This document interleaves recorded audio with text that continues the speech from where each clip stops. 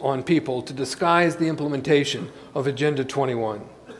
Their policies pretend to exist for climate change, that's in their words, or the environment. But I can tell you from experience that the policies are in name only. There is much more at our website, freedomadvocates.org, regarding ICLEI. Spokane is a dues-paying member of ICLEI. ICLEI contract associates generally include state regional agencies so that the adopted policies of Spokane get implemented in areas far beyond Spokane. So if you're living outside of the city of Spokane, it is in your interest to get ICLEI out of Spokane.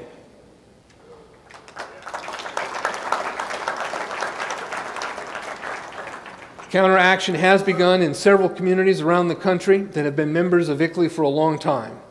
I think Spokane could be counted as one of those. We need to pursue, under the Freedom of Information Act, the connection between your city and ICLEI, and that process has begun and needs to be continued. It needs the support of the people, because these politicians will thumb their nose if 10 people walk into city council and say, we don't like your involvement in ICLEI. There needs to be a crowd 5 times this size down at Spokane City Council demanding that your mayor reject any further involvement from ICLEI and or resign.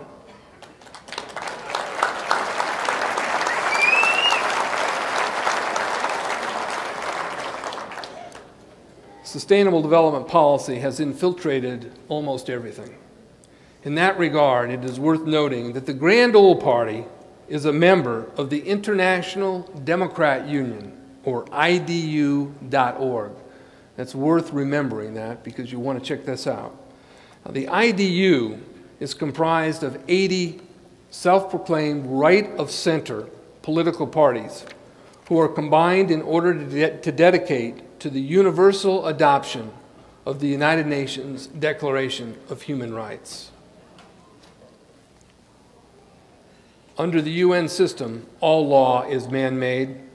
Nothing is immutable. George Bush Sr.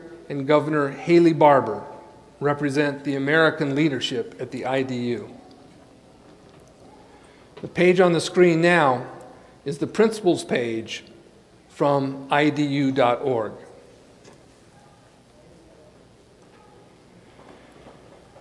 It says in that document, amongst other things, that the IDU is, quote, committed to advancing the social and political values on which democratic societies are founded, including the basic personal freedoms and human rights as defined in the Universal Declaration of Human Rights.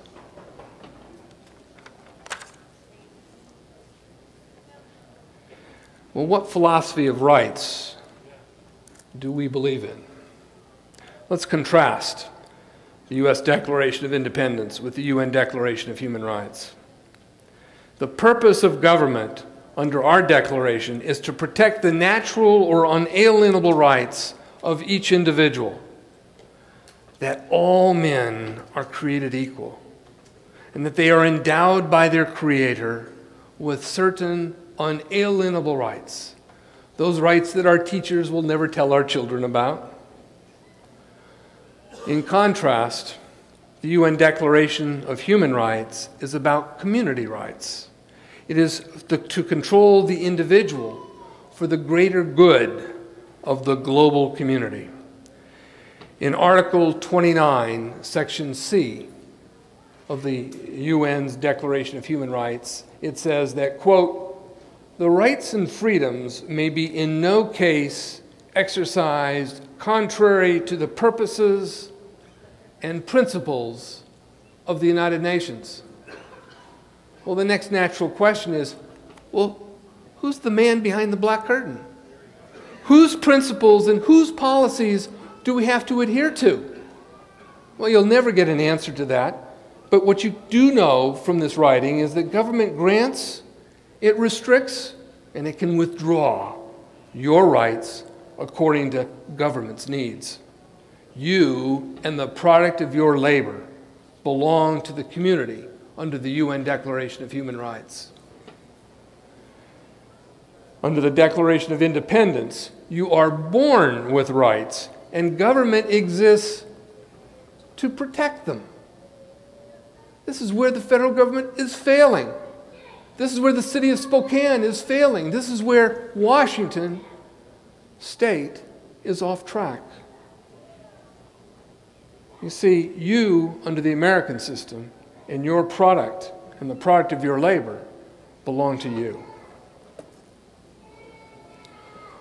Another case of sustainable coordination is found with the local resource conservation districts, so-called RCDs, and the United States Department of Agriculture, the USDA. The USDA prominently and proudly implements sustainable development policy. I didn't make this page up. This comes from their website. And we can see by looking at it that they are committed to the United Nations World Summit on Sustainable Development. They have guiding principles for the USDA Sustainable Development, USDA Policy Statement on Sustainable Development, and a USDA Council on Sustainable Development. Remember, sustainable development is about public-private partnerships. I remember visiting relatives in Iowa when I was a teenager, worked on a farm back there for a summer. And I remember a group of farmers sitting around complaining. He said, you know, it's going to come down in America to where there's 12 corporations owning all of American farmland. And I couldn't quite understand what they were fussing about. But that is the process that we are undergoing when we see the advance of Archer Daniels Midland and other major corporate farmers all coming at the expense of the American farm family.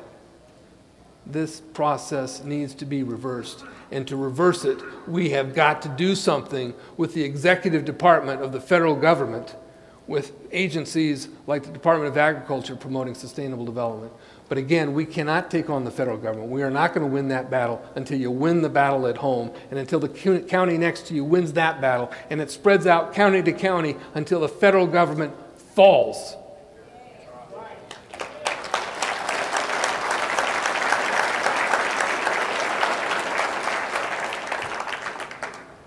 The RCD and the USDA came into a neighboring community of the one I live in and suggested, well, actually they were working to impose a community plan.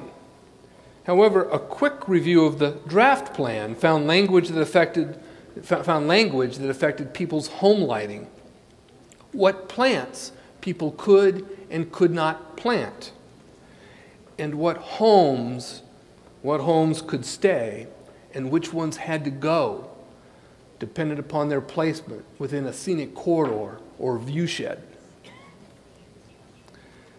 Federal government departments like the USDA and the Department of Interior set up mandates, financial incentives and disincentives, federal regulation and enforcement and grant programs in order to implement the Wildlands Project.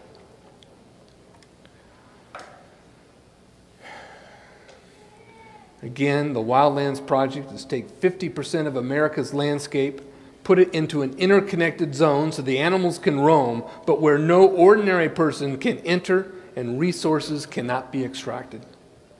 Areas north and east of Spokane, including all of northern Idaho, are in the Wildlands Project territory, called Yukon to Yellowstone. Non-elected councils, including non-government organizations like ICLEI, invade local communities with globalist programs like the Y2Y program. The transformation of America, the change, as Obama calls it, is happening because non-elected bodies, including nonprofits and government agencies, are operating through a process of consensus. How many people are familiar with the term consensus used in the local political dynamic? Good. Consensus is done in order to organize the action programs in pursuit of predetermined objectives that serve the Sustainable Development Goals. These goals are designed to lead to world government operating at the local level. Consensus, well, Margaret Thatcher defines consensus as the process whereby No one wants to disagree because everybody